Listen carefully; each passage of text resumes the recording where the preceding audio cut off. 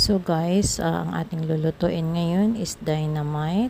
Ito yung chili na ilagyan natin ng stuff ng ground pork at saka sliced cheese.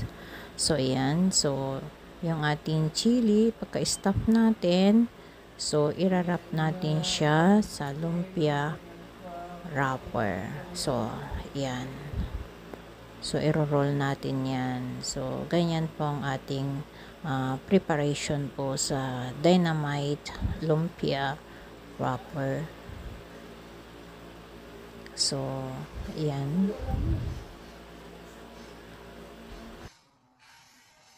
So after natin siya mabalutan ng lumpia, so ang gagawin natin next ay ating i-prepare yung ating kawali at i-deep fry po natin siya.